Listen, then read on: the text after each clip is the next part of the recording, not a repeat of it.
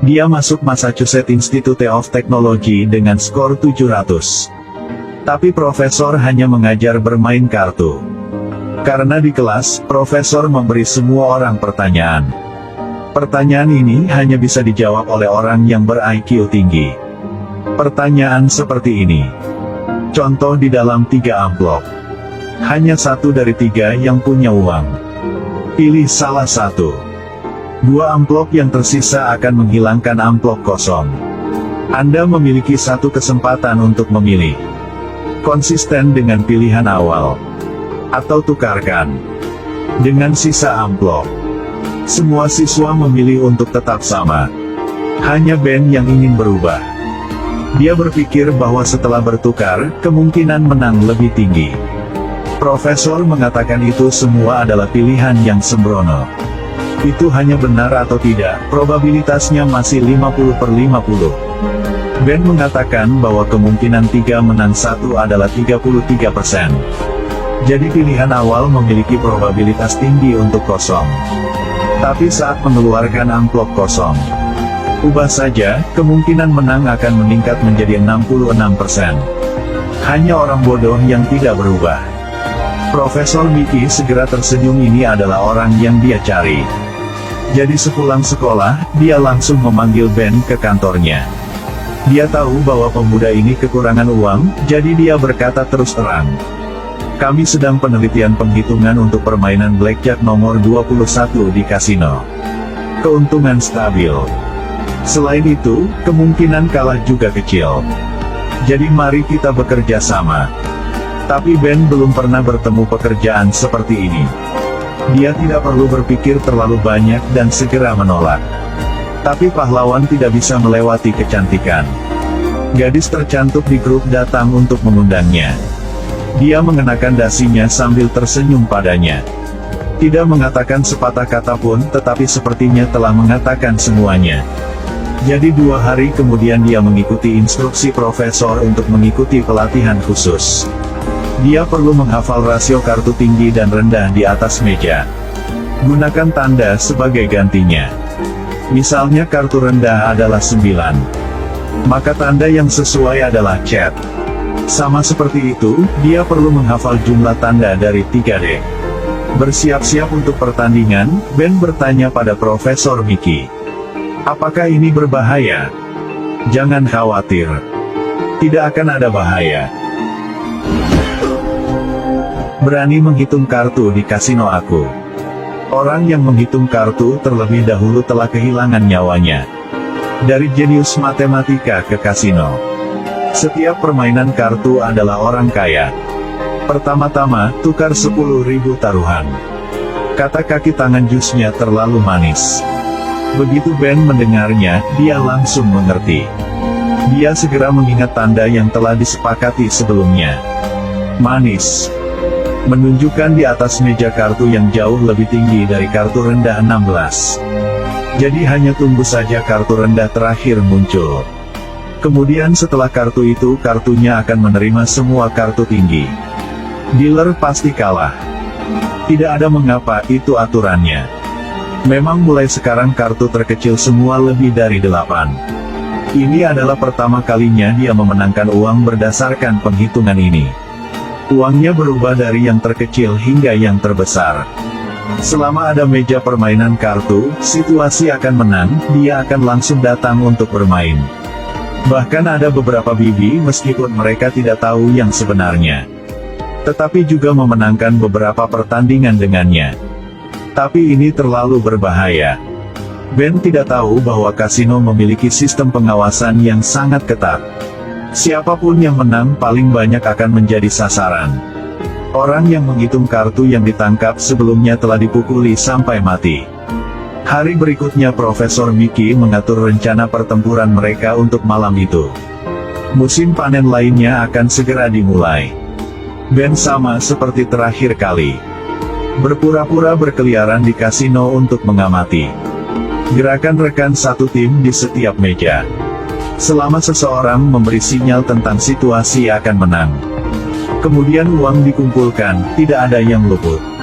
Ben menyimpan semua kemenangannya di langit-langit asrama kampusnya. Ini uang kuliah yang dia hemat untuk kuliah di Harvard. Jika dia tidak harus membagi uang di antara rekan satu timnya, dia pasti sudah mengumpulkan cukup uang. Pada hari dia harus ke Las Vegas. Pada malam sebelum dia pergi, Ben melihat gadis yang disukainya didekati oleh seseorang untuk berbicara dengannya. Dan dia pikir dia memiliki kepercayaan diri dari orang yang sukses, jadi dia datang. Berhasil mengusir pesaing lainnya. Bahkan teman-teman sekelasnya di sekolah pun tercengang. Sejak kapan orang ini menjadi begitu kuat? Sejak hari itu, Ben sering pergi ke Las Vegas. Kalau tidak untuk liburan, juga dalam perjalanan untuk beristirahat. Secara bertahap Ben berniat untuk berusaha. Tidak berpura-pura menjadi selebriti di masyarakat. Maka juga berpura-pura menjadi pedagang top. Iya, pasti perasaan ini. Semoga kemenangan besar malam ini. Ada pepatah yang mengatakan jika terlalu puas, akan kehilangan kualitas. Selama periode ketika Ben menghasilkan banyak uang, kemudian pengawas kasino Cole telah memperhatikannya. Setiap kali dia bermain kartu di sebelahnya ada seorang gadis cantik. Bahkan hanya duduk di sebelah bermain kartu untuk sementara waktu. Dia bisa melihat kapan ada peluang untuk menang. Ben tahu bahwa dia pandai menghitung kartu. Tetapi yang tidak dia ketahui adalah bahwa penghitung kartu terbaik semuanya berfungsi untuk kasino. Cole mengawasi kamera keamanan setiap hari untuk melihat siapa yang memenangkan uang. Foto-foto yang mereka ambil semuanya akan diteliti oleh Cole. Tapi untungnya Ben tidak menang banyak. Mungkin dia tidak akan seberuntung itu lain kali. Rombongan Ben kembali ke hotel bersama. टूनी चिड़िया अपने 2 बच्चों के साथ भूखी घोंसले में बैठी हुई थी। बारिश का मौसम था, आए दिन जंगल में जोर जोर से बारिश हो रही थी और बीच बीच में बिजली भी कड़क रही थी। टूनी चिड़िया के बच्चे भूख से तड़पते हुए बोले। Sementara yang lain berpura-pura menjadi dia. Hanya Ben yang kembali ke sekolah. Dia harus mengikuti kompetisi sains bersama teman-temannya. Tapi pertemuan kali ini lagi membuat Ben jatuh ke jurang. Teman sekelas ini mengatakan dia telah berubah. Pikirannya segera tidak perlu lagi berada di kompetisi. Tolong pergi. Ben tidak setuju. Tapi teman sekelasnya masih berpikir. Jika tidak memimpikannya mimpi yang sama, jadi bukanlah sahabat. Setelah berpisah, Ben berpakaian seperti orang lain ke kasino lagi. Meskipun bukan kasino Cole. Tidak ada yang mengaturnya untuk menghitung kartu. Dia tidak bisa berkonsentrasi. Jelas waktu akan menang telah berlalu. Tapi dia meningkatkan taruhannya. Bahkan rekan satu timnya mengingatkannya. Semua uang telah kalah hilang. Kembali ke hotel untuk menghadapi celaan Mickey. Ben sangat marah. Saya membawa grup 3 juta. Kali ini hanya kalah 200.000. Anda membuat saya membayarnya. Mickey mengatakan itu adalah hal kolektif. Aku juga bukan ayahmu. Berdasarkan apa yang saya harus untuk memanjakan Anda? Ben mengatakan bahwa selain menjadi penyelenggara, tidak ada lagi yang bisa dia lakukan. Bahkan menuntut bagian dari setengah keuntungan. Apa yang Anda andalkan? Tanpamu kami bisa menghasilkan lebih banyak uang. Keesokan harinya, Ben mengajak rekan satu timnya untuk terus menghasilkan uang. Tapi di luar dugaan, Mickey sedang bersembunyi di sudut kasino untuk melapor ke Cole. Alhasilnya belum 30 detik kemudian Cole telah datang ke kasino. Cole memukul Ben. Dia paling suka tipe jenius ini.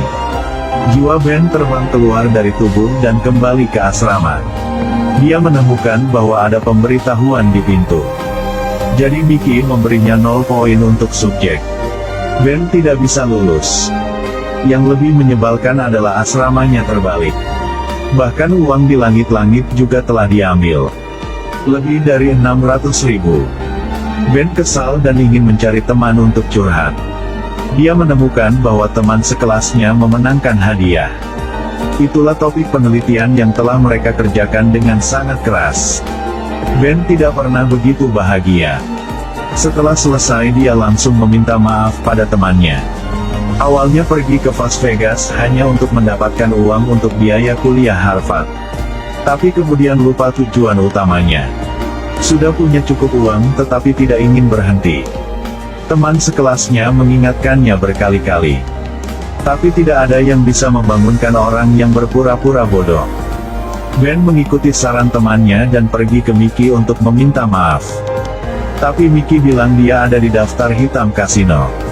Tidak berguna untuknya lagi. Ben bilang dia bisa menyamar. Hanya perlu lulus. Saya akan dapat membantu Anda mendapatkan lebih banyak uang. Mickey hanya menunggu kalimat ini. Dia tahu pekerjaan itu tidak bisa dilakukan lama-lama. Jadi dia harus keluar dan melakukannya sendiri. Bersama dengan Ben menghasilkan banyak uang. Tapi meskipun Ben telah sangat hati-hati menyamar, tapi kali ini memenangkan terlalu banyak uang. Tidak lama kemudian, call telah tiba. Ben dengan cepat memasukkan uang itu ke dalam sakunya dan melarikan diri. Tapi orang-orang call sangat banyak sehingga mereka hanya bisa berpisah. Mickey meminta Ben untuk memberinya uang. Segera mereka akan bertemu di mobil di pintu. Tapi gak ngangka Mickey masuk ke mobil dan langsung suruh supir ke bandara. Tapi dia tidak menyangka bahwa dia baru saja membuka uang itu dan menemukan bahwa itu semua palsu. Sebenarnya, terakhir kali Ben ditangkap, Cole memberitahunya. Mickey adalah orang di balik itu semua. Mickey tahun lalu telah melawan Cole. Itu sebabnya dia tidak pernah berani pergi ke kasino. Cole membuat janji dengan Ben. Selama dia menipu Ben untuk muncul. Jadi tidak peduli berapa banyak uang yang dia menangkan kali ini, itu adalah uangnya. Itu sebabnya Ben dan rekan satu timnya menyiapkan uang palsu terlebih dahulu. Dari saat dia melarikan diri, dia melemparkan uang palsu ke Mickey. Dan mobil tempat Mickey duduk diatur oleh Cole. Tidak bisa ke bandara. Yang lebih mengejutkan adalah ketika Ben datang dengan uang dan hendak pergi. Cole telah tunggu. Mengatakan dia tidak ingin melakukannya lagi. Dibutuhkan segera dana pensiun. Setelah mengatakan itu, dia mengangkat bajunya. Biarkan Ben melihat sinyal yang sangat jelas. Ben tercengang. Tidak bisakah ada kepercayaan antara manusia dan manusia? Dia tidak punya pilihan selain mengembalikan uang itu ke Cole. Tapi jangan lupa keahlian Ben adalah probabilitas. Dan probabilitas bahwa Cole tidak akan menepati janjinya hingga 100%. Jadi bukan Ben yang menghitung kartu kali ini. Itu adalah dua temannya. Baiklah, film berakhir di sini. 一定要关注下一部更精彩。